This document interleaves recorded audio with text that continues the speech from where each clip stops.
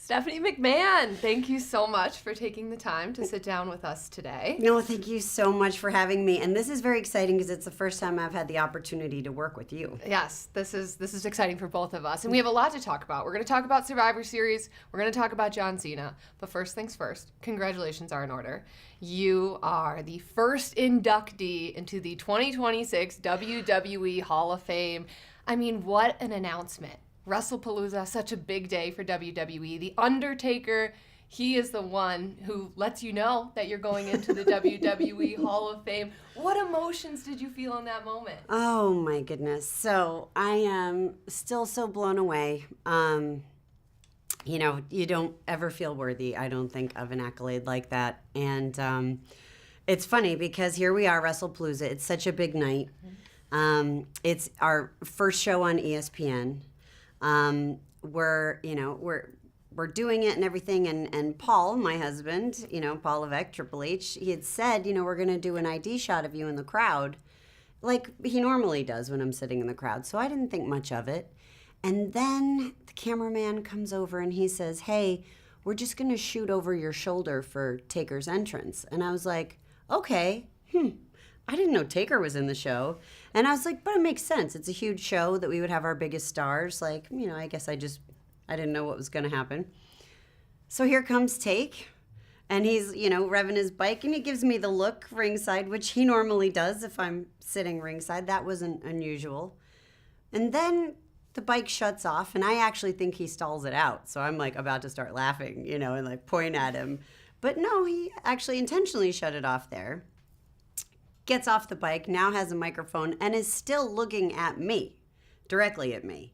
So I'm like, okay, something's happening here, but I don't know what it is.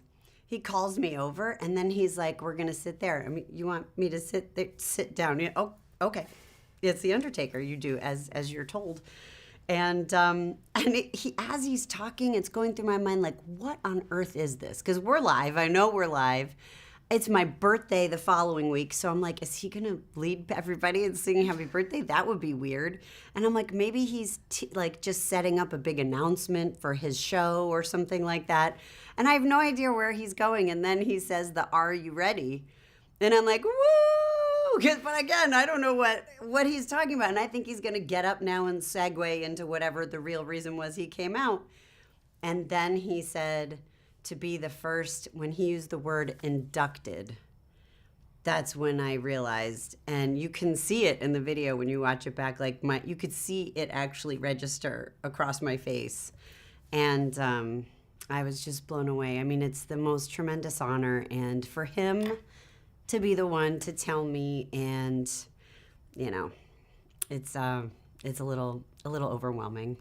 Overwhelming in the moment, but then when you... It's still overwhelming. No, it's still overwhelming. When anybody says it, it's just like, no, that's not real. That's not real. So when you hear those words, Stephanie McMahon, 2026 Hall of Fame inductee, what do you think? I just can't yet. I can't. It's not real yet. It's just not. It's like the biggest level of achievement in our business, and our business means so much to me. It's unfathomable. Well, speaking of Hall of Fame careers, the greatest of all time, John Cena, yes, has his final match in just 2 short weeks. It's kind of wild to think about this retirement tour, and finally we're here at the moment where yes, the appearances are winding down. And you met John Cena his very first day in WWE. I suppose I did. What was your first impression? I don't remember meeting him his very first day. I remember when he first started. Mm-hmm. And I remember always thinking he had something. And I was like, who is this kid? Where is he from? Although at the time he wasn't a kid to me because he was, who is this person is what I should say. He always seemed to have something. But we couldn't quite figure out what it was. It wasn't registering yet with the audience. I can't remember if he was the prototype when he first started. I know that's what he was prior to WWE. But we were trying to figure it out. but I remember being very impressed. Well, sometimes it takes a while, right, for people to figure out what their thing is in WWE. And that was back in 2002. You were the SmackDown general manager, but you were also working a lot behind the scenes. There's a famous story about you hearing John Cena rapping on the bus. Was that a turning point? Because shortly after that, we suddenly see Cena on screen really diving into this persona. And that was the persona that allowed John Cena to really take off. Well, if you listen to John Cena, he gives me a lot of credit. But it wasn't working his gimmick necessarily at the time. It just really wasn't resonating. And again, we all felt like he really had so much to offer, so much potential, but it wasn't clicking. Like, what wasn't clicking? And you try to figure it out, you know? And somebody told me that he could freestyle. And you know, it's one thing to be able to rap. It's another thing to be able to freestyle and have it be really, you know, I mean, at least from my perspective, is really good. And I remember he tells the story that we were on a bus. I remember being on a plane. So whether we were on a bus or on a plane, we were in Europe, and I had a packet of tuna fish because I was always dieting, trying to be on camera. And I was eating the bag of tuna fish, and he was walking by, and I said, John, I was told that you can rap. And he goes, I can. And I said, well, do it. And he goes, what, right now?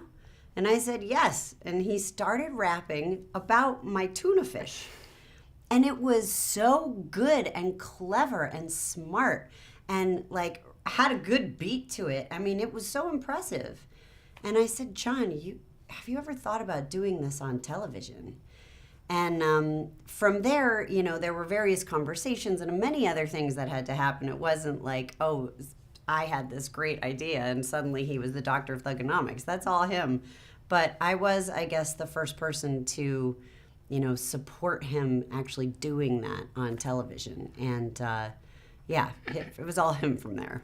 So you watched John Cena go from rookie into one of the most recognizable faces in all of WWE. When you were working with John behind the scenes, what was that like to watch him experience that change? I think it's one of the coolest feelings in the world to watch one of our talent get over. You know, it just is. To watch how and why and the crowd connecting with you and, you know, reacting in the ways you want them to, when you want them to, versus, you know, just begging for any kind of reaction.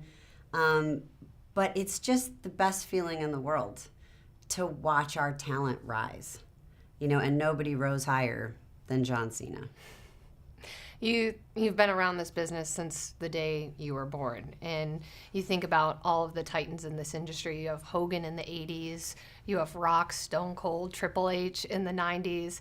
They've all had their place in the business. You have Cena in the 2000s. What allowed Cena to really connect and solidify his role and change the industry? You know, it's a special gift that some people have, and it's very few people have the ability to connect with the audience the way that John did. And I have to say, once he started off as the doctor of thugonomics as a heel, but then he turned babyface, and then he was the grossest babyface of all time. You know, hustle, loyalty, respect, just, you know, I mean, I like the heels. But I would feel like it was too much. You know, and I thought at some point this isn't going to work. This isn't going to work. He's too much that way. He's too strongly that way. We need to pull him back a little bit. But he proved me wrong on countless occasions, and he really stayed true to himself and his character and who he believed he was for so long. And I think that's part of it, because he believed so strongly that the audience believed with him. Well, not only has that worked in WWE, but really everywhere that John has gone. John, the person, he embodies hustle, loyalty, and respect. He does. And he has a way of connecting with people anywhere he goes, whether it's Hollywood, whether it's at different community events. What do you think John Cena has that allows that to transcend wherever he goes? I don't know that John would agree with me when I say this, but I think John Cena has a huge heart. I think he has a lot of heart, and I think he has a lot of love to give. And whether it is, he is the #1 wish granter for Make-A-Wish, more wishes than any other superstar, celebrity, musician, entertainer, you name it. And he didn't do that because he was trying to hit a quota. He did that because he cares. And he would meet with every kid, every day, any day, because that's just who he is as a person. I think when he shows up on set in Hollywood, he has all of that in his heart, but he's also so respectful. He's so professional. John is somebody who always wants to grow and always wants to be the best version of himself. WWE offered the opportunity to learn another language, and he took us up on that immediately. John learned, I believe, French and Mandarin, which is a very difficult language to learn. And John did he did a big press conference for WWE, and he spoke in Mandarin at that conference when we were making our moves in China, which was hugely impressive. And I think one of the most impressive things that he has done is to go all the way to China and shoot a movie in Mandarin. Not just speaking Mandarin, but taking direction from the producer, from the director. I'm not sure if Jackie Chan was speaking Mandarin to John, but I believe he was, especially towards the end. And to do something like that so far away, so completely removed from the things you're familiar with and the things to me is, it's just kind of mind-blowing. His work ethic is real. Hustle, loyalty, and respect. His mindset for growth, always wanting to be the best version of himself. And I think his heart, which is something he never talks about. But you couldn't do all of the things that he's done without having love in your heart. There's no question about the way that John Cena has shaped the industry. But when you think about some of the other greats in WWE history, their in-ring careers had to end for a variety of different reasons. John is the only one who has ever come out and said, "This is my retirement tour. I'm going to control all of the dates, all of the appearances." How special do you think that is to John, knowing him, that he's gotten to take the last year to do that?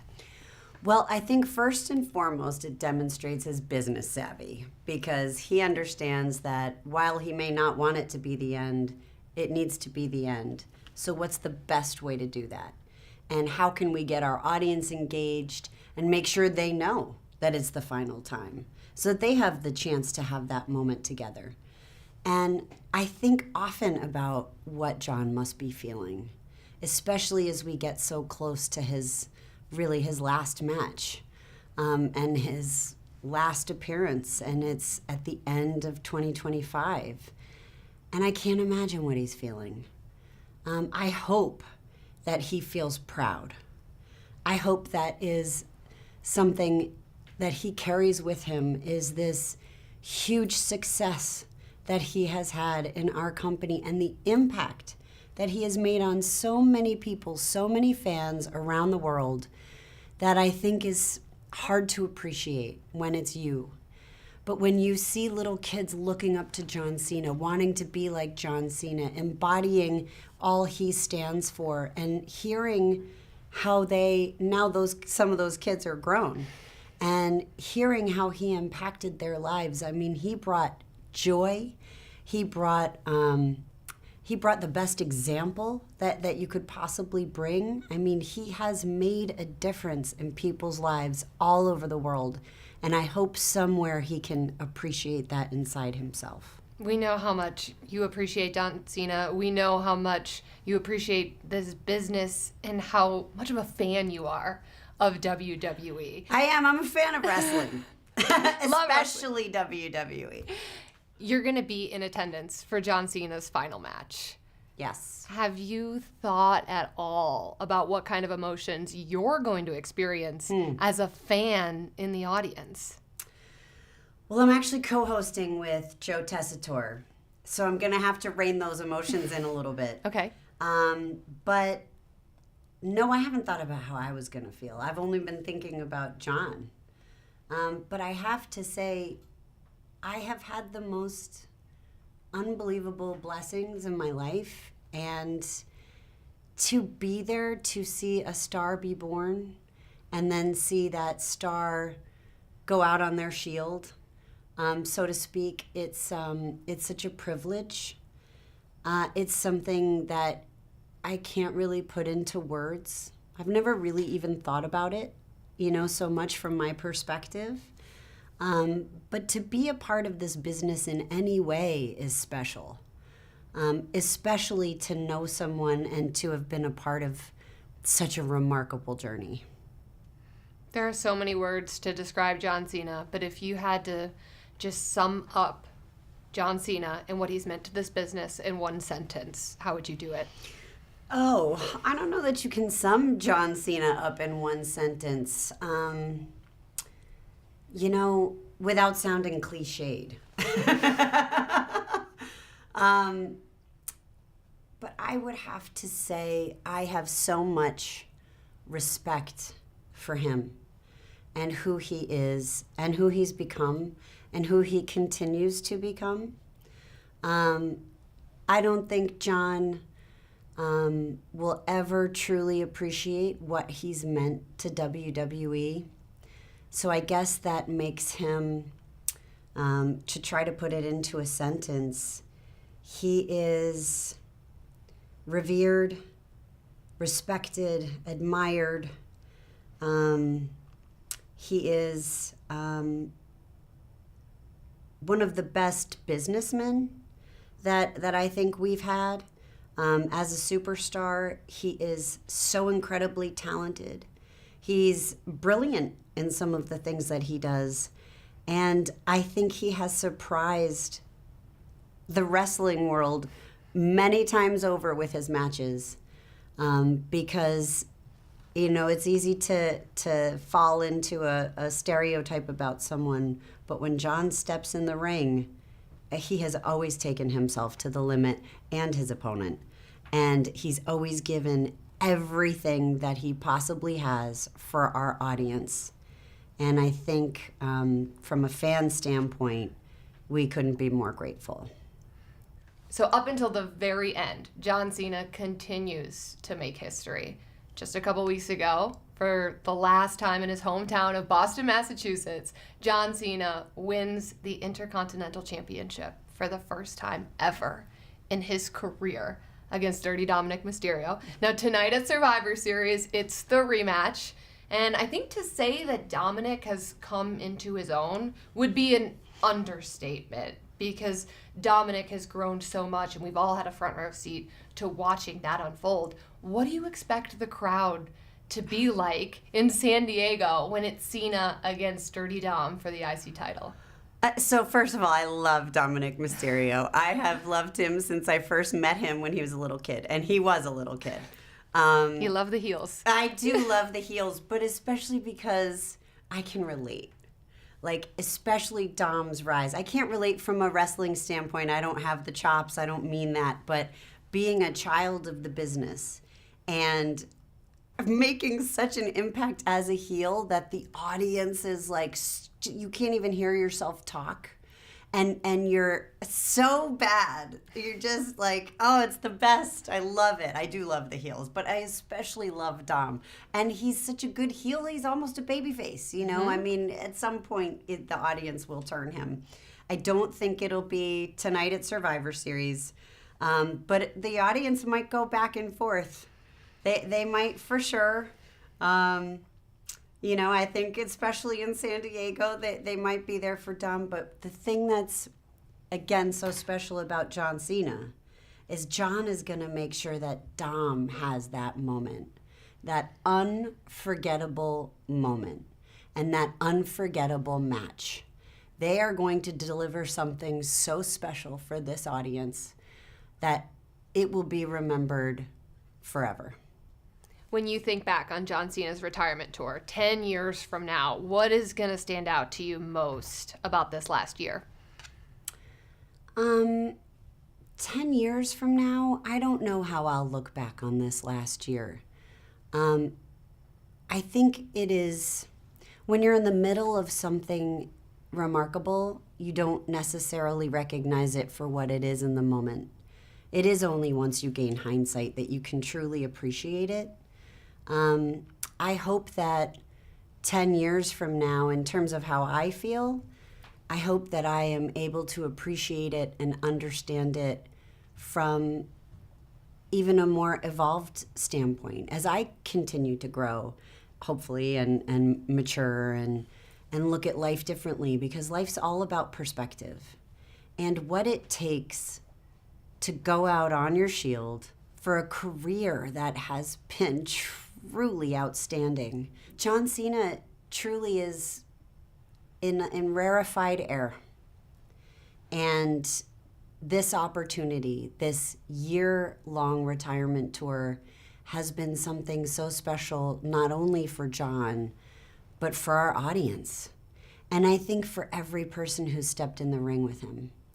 And John will do what he has continued to do his entire career, and that's bring everybody up with him. He has never put anybody down or kept anyone down. It's always been about bringing people up. And that's how I think everyone will remember John Cena. Stephanie, thank you so much for the time tonight. We're excited for Survivor Series, but also cannot wait for John Cena's last match in Washington, D.C. Thank you. Thank you.